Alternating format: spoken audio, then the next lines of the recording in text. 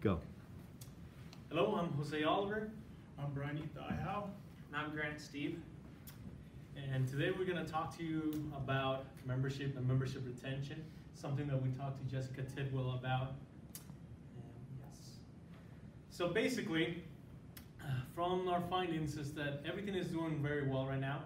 We are facing a couple of issues in terms of retention and keeping people that have signed up to the program, keeping them active and keeping them going strong. And if you could click the next one. So we have a few ideas, and as we go through this presentation, we're going to share with you what we think would work best and help you gain more retention. A couple of the better points that we have found out so far is that the membership usually revolves around 1,000 members. Back in 2017, there seems to be a pretty good increase to 1,800 members. Right now, we're currently seeing about 1,600, which is really, really good in terms of overall. But we see already the dip starting to happen. Another different things is that we have really good membership programs, membership perks already in service for the members that have joined. And there seems to be a lot of things that are going to be in the works for the memberships coming up for the new memberships. And so we see that there, as a whole, PMI has started to do a good job in implementing new things for members to come in. But we think that with the presentation and with the other things that we're going to share, we can help you achieve a better, steady rate of keeping those members. So we have 4 recommendations that we just kind of discussed and talked about. We talked about a number of them, but we really liked these 4 and we really thought that it could help. So a lot of the other presentations talked about the millennial generation and how they're a little bit different than Generation X, which is the majority of the membership.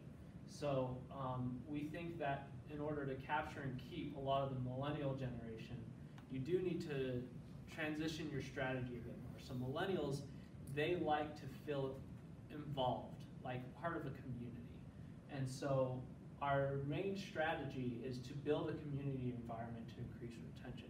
Not only do they want to be a part of like a larger community, but they want to be part of an active community. So some of the things that you can do to be active is you can focus on charity events. You know, there's all sorts of charity events around, and with project management, you could even look into helping with city initiatives to maybe make the city greener or areas greener, you know, or just other things that the cities are doing. You know, just implementing the project management skills, giving people an opportunity to not only use it, but to build their project management skills, and then to have something that they can, you know, say to an employer or to a possible job, you know, this is what I've done, you know, this is how it's helped me. And one thing to kind of help your community to be more involved is you can reach out to members to organize events. They would love to organize events because, again, it's an opportunity just to increase and build their repertoire.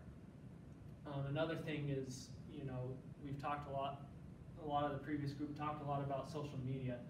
Social media is big. Social media is really big, especially with the millennial generation. It's a great way to get information out there and to help people understand more about who you are and what your community is, what your goals are. And so to have regular activity on social media will just help people become more involved, more active.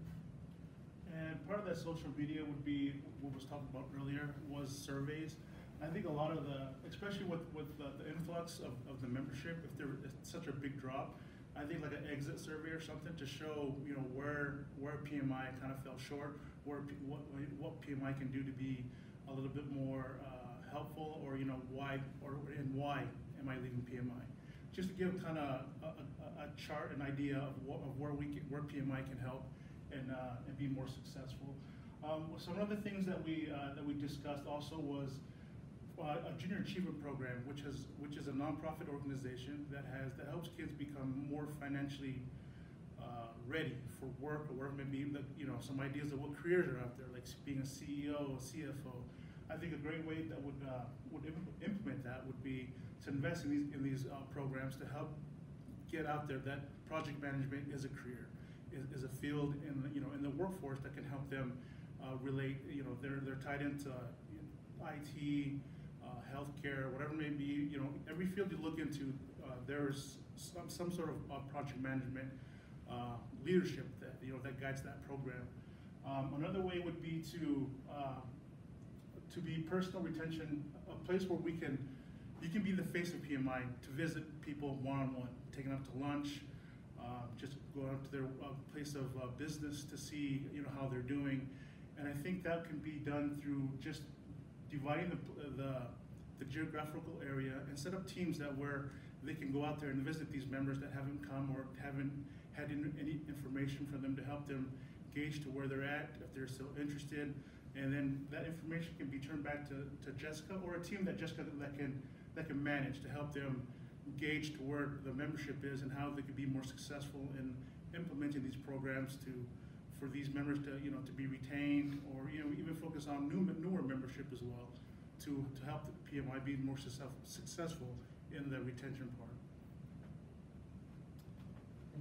Yeah, that's the recommendations that we have for PMI.